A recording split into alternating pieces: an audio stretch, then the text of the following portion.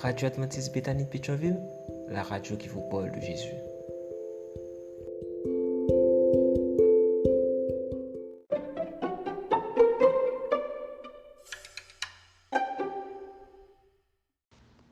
La médecine matinale provient de l'œuvre de Monica Diaz, Méditation quotidienne au féminin. La méditation de ce matin, aujourd'hui, 3 mai 2024, est tirée de Ésaïe 11, verset 3. Il ne jugera pas sur l'apparence, il n'arbitrera pas sur un oui-dire. Celle-là, page 132. Vous a-t-on déjà traité de celle-là? Pour qui se prend-elle, celle-là? Qu'est-ce qu'elle fait ici, celle-là? Elle ne comprend jamais rien, celle-là. Dites à celle-là de se taire. Ni vous, ni moi ne nous appelons celle-là et nous nous rendons immédiatement compte que lorsqu'on nous appelle ainsi, on nous met dans une position défavorable, pour le dire gentiment. Une position dans laquelle, d'ailleurs, Jésus a été mis à plusieurs reprises. Dans Luc 15, versets 1 et 2, par exemple, nous lisons « Tous les piagers et les pécheurs s'approchaient de Jésus pour l'attendre.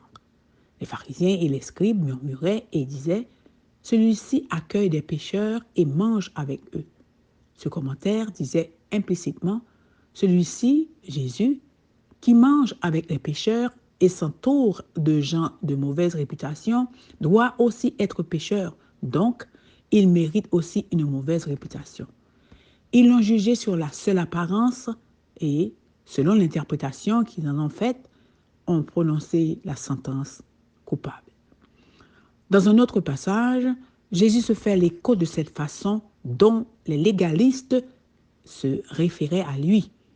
Le Fils de l'homme est venu, il mange, il boit, et vous dites, voilà un glouton et un ivrogne, un ami de collecteurs d'impôts et des pécheurs. Il leur disait en gros, je suis pour vous un personnage peu recommandable, parce que vous ne comprenez pas tout pourquoi j'aime le pécheur et pourquoi j'entretiens avec lui telle ou telle relation.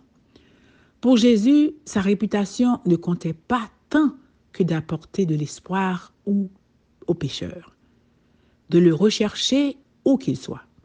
Et pour vous, votre réputation est-elle si importante pour vous que, plutôt que de vous préoccuper du bien d'un être humain qui souffre, vous choisissez de paraître irréprochable pour être sûr de ne pas être montré du doigt? Pour ne jamais être appelé, celle-là, rejetteriez-vous un pécheur qui a besoin de vous? Ou êtes-vous une femme de conscience, travaillant de l'intérieur, travaillant votre caractère pour qu'il s'enracine dans l'Évangile, pour que même l'épreuve de recevoir une mauvaise réputation imméritée ne l'étouffe pas? Le disciple n'est pas plus que le maître. Nous ne sommes pas à l'abri d'être montrés du doigt et injustement décrits parce qu'ils voient l'extérieur sans comprendre nos motivations internes. Nous ne sommes pas à l'abri de commérages ou de médisance. Ne soyez donc pas si déçus lorsque les gens répandent des ragots sur vous. Acceptez cela comme une autre réalité de la vie. N'oubliez pas que c'est le cœur qui compte, c'est-à-dire la conscience et la foi. Celles-là, malheureusement, tout le monde ne peut pas les voir et encore moins les apprécier. Celles-là, malheureusement, tout le monde ne peut pas les voir et encore moins les apprécier. Amen, amen, amen. Celle-là. Que Dieu vous bénisse. Bonne journée. D'autres émissions aussi intéressantes sont aussi disponibles sur notre site radioadventistebethany.com et aussi sur toutes les plateformes de podcast.